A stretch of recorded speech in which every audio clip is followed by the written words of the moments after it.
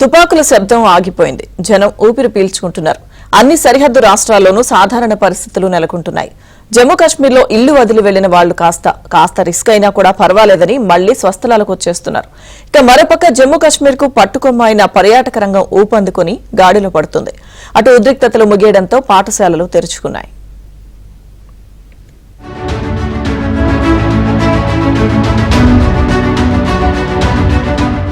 యుద్ధం ఆగింది. కాల్పుల విరమణకు భారత్ పాక్ అంగీకరించాయి. అయినా 1-2 రోజులు అక్కడక్కడ కాల్పుల మోత వినిపించింది. ఒప్పందాన్ని పాకిస్తాన్ ఉల్లంఘిస్తోందన్న ఆరోపణలు వచ్చాయి. వాళ్లు ఎలాంటి దుశ్చర్యలకు పాల్పడినా గట్టిగా సమాధానం చెప్పాలని ప్రధాని నరేంద్ర మోదీ మన సేనలను ఆదేశించారు. ఈ నేపథ్యంలోనే గత 36 గంటలుగా సరిహద్దులో ప్రశాంత వాతావరణం కనిపిస్తోంది. పాకిస్తాన్ తో 500 కిలోమీటర్లకు పైగా సరిహద్దు ఉన్న పంజాబ్ తో పాటు రాజస్థాన్, గుజరాత్ రాష్ట్రాల్లో జనం ధైర్యంగా ఉండగలుగుతున్నారు. కొన్ని చోట్ల ముందు జాగ్రత్తగా నైట్ బ్లాకౌట్ పాటిస్తున్నప్పటికీ ఎక్కడా అవాంఛనీయ ఘటనలు జరగటం లేదు. కల్లోలిత కశ్మీరంలో కూడా ప్రస్తుతం పరిస్థితి పూర్తిగా అదుపులో ఉంది. ఆధీన రేఖ, అంతర్జాతీయ సరిహద్దు వెంబడి తీవ్ర ఉద్రిక్తతలతో సర్వం కోల్పోయి ఇళ్లు వదిలి వెళ్లిన జనం ఇప్పుడిప్పుడే వెనక్కి వస్తున్నారు. పూంచ్, ఉరి లాంటి ప్రాంతాల్లో రాత్రిపూట బ్లాకౌట్ తప్పటం లేదని చెబుతున్న అధికారులే పగలు ఎలాంటి ఇబ్బంది లేదని అంటున్నారు. కేంద్ర, రాష్ట్ర ప్రభుత్వాలు హై అలర్ట్ గానే ఉన్నారు. జనజీవనానికి ఎలాంటి ఆటంకం కలగకుండా వ్యాపార సంస్థలు, మార్కెట్లు తెరిచేందుకు అనుమతిస్తున్నారు.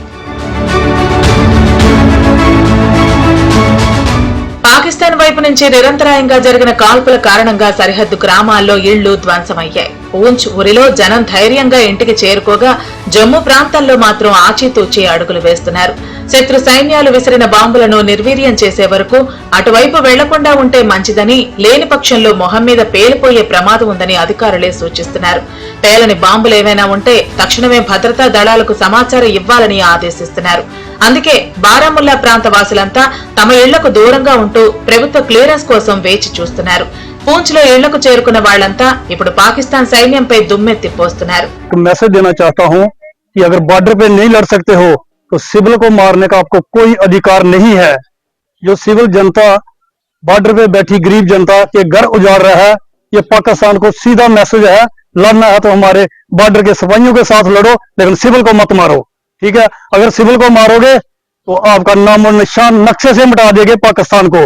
ये मेरा एक वादा है आपसे, ये गंदी हरकत मत करो।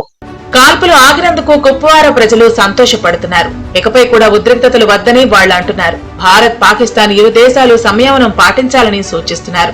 मैं इस टाइम 17 साल का हूँ. मैंने पहले एक जंग देखा है. जंग ही है. कोई बोलता है जंग होना चाहिए, लेकिन अल्लाह ताला से निजात मांगना चाहिए इससे.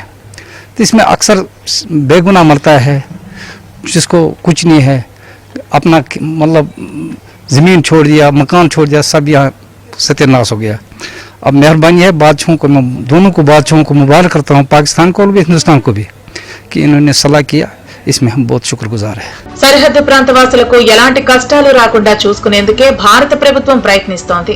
ఆర్మీకి పూర్తి అధికారాలు ఇచ్చామని, పాకిస్తాన్ దుశ్చర్య ఏదైనా సరే గట్టిగా సమాధానం చెప్పాలని ఆదేశించారు. ఇప్పుడు దేశ ప్రజల్లో ధైర్యం పెరగటానికి అదే కారణమవుతోంది. కశ్మీర్ ప్రజలు మోదీ ప్రభుత్వానికి కృతజ్ఞతలు తెలియజేసుకుంటున్నారు.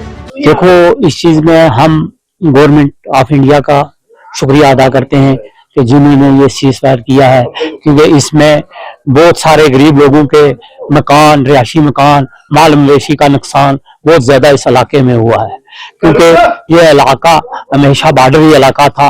इसमें लोगों के मकान, रिहायश बहुत बड़ी दर बदर ये लोग रहे हैं.